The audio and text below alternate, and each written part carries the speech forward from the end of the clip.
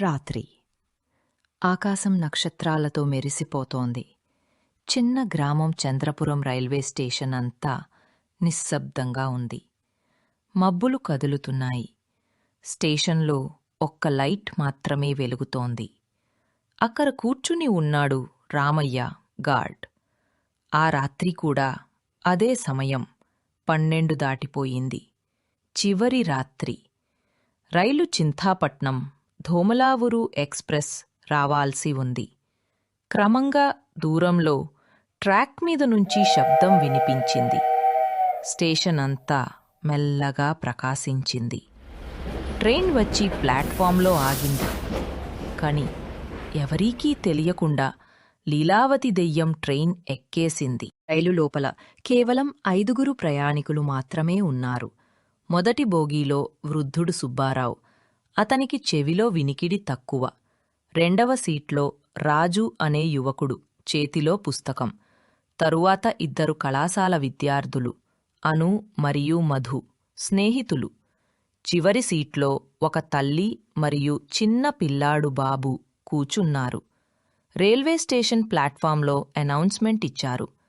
ప్రియమైన ప్రయాణికులారా, ఈ రాత్రి ప్రత్యేక జాగ్రత్తలు తీసుకోండి. చంద్రపురం స్టేషన్లో కొన్ని విచిత్రమైన సంఘటనలు నమోదయ్యాయి అని. అంతే. బోగీలో ఉన్నవాళ్లు ఆశ్చర్యపోయారు. ఏమిటి ఇది, జోక్ అనుకుంటా అని మధు నవ్వింది. సుబ్బారావు మాత్రం ముఖం గంభీరంగా మార్చి, నేను విన్నాను అమ్మా, ఈ స్టేషన్లో లీలమ్మ అనే టికెట్ చెక్కర్ దెయ్యం ఉంటుందట. దెయ్యమా అని రాజు నవ్వాడు. ఇది 2025. దెయ్యాలు ఏం చేస్తాయి? కాని చిన్నబాబు తల్లి కొంచెం భయపడి, రైలు మరోసారి కదలబోగా అకస్మాత్తుగా ఆగిపోయింది. పూర్తి చీకటి. అప్పుడే ఒక తెల్లని చీరలో ఒక స్త్రీ నిలబడి ఉంది. చేతిలో ఒక పాత టికెట్ బుక్. ఆమె నవ్వుతూ అంది, టికెట్ చూపించండి ప్లీజ్ అని. వృద్ధుడు కంగారుగా, అమ్మా, నువ్వెవరవు? ఆమె మృదువుగా సమాధానమిచ్చింది, నేను లీలావతిని. ఇక్కడే పనిచేస్తున్నా. ఈ స్టేషన్ నా జీవితం. నా స్టోరీ చెప్తాను, వినండి. అందరూ నిశ్శబ్దంగా విన్నారు. లీలావతి కొనసాగించింది. పాత రోజుల్లో నేను రైల్వే టికెట్ చెక్కర్ని. నా పని ఎంతో ఇష్టం. ప్రతి ప్రయాణికుడిని చూసి సంతోషించేదాన్ని. ఒక రాత్రి చివరి రైలు వచ్చింది. ఆ రైలులో ఒక చిన్న టికెట్ లేకుండా ఎక్కాడు. అతనికి భయం వేసింది. అతని దగ్గరికి వెళ్ళి టికెట్ ఇవ్వమన్నాను. కాని అతను ఏడవడం మొదలుపెట్టాడు. నేను ఆ చిన్నవాడిని శాంతపరచి అతనితో మాట్లాడాను. కాని రైలు కదులుతుంది. నన్ను ఆ పిల్లవాడు రైలులోనుంచి కిందకి తోసుకున్నాడు.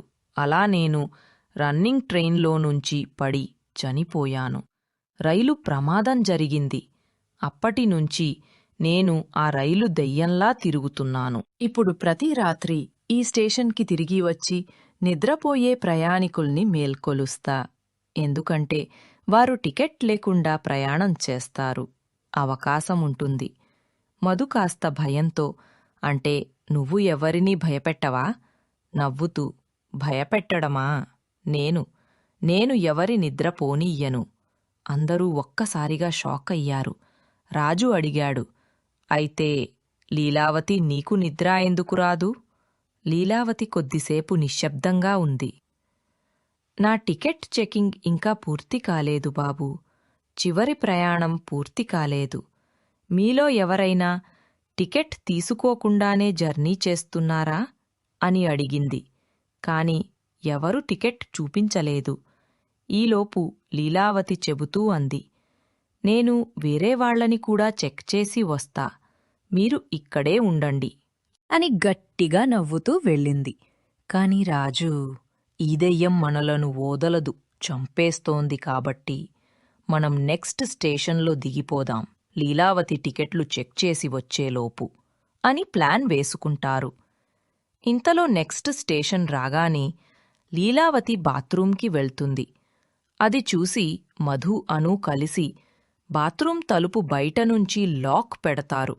తరువాత అందరి దగ్గరకు వచ్చి మధు చెబుతుంది, పదండి, త్వరగా దిగిపోదాం, ఇదే మంచి సమయం. వాళ్ళు త్వరగా రైలు తలుపు తెరిచి దిగిపోయారు. చీకటిగా ఉన్న స్టేషన్లో అడుగు పెట్టగానే రైలు మెల్లగా కదలడం మొదలయింది. అందరూ ఊపిరి పీల్చుకున్నారు. లీలావతి మోసపోయింది అని రాజు అన్నాడు. దెయ్యం తలుపు పగలగొట్టి వచ్చేసేలోపే రైలు కదిలి వెళ్ళిపోయింది. అందరూ ఊపిరి పీల్చుకున్నారు. సుబ్బారావు అప్పుడు అన్నాడు, హమ్మయ్యా, ఆ దెయ్యం పీడ విరగడయింది. మనం బయటికి వెళ్ళి బస్ స్టేషన్కి వెళుదాం, రండి. అందరూ తల ఊపి రైల్వే స్టేషన్ బయటకి నడుస్తూ ఉండగా రాజు చెప్పాడు, పోతే పోనిలే, ఈరోజు ఎలాగోలా మన ప్రాణాలు కాపాడుకున్నాం.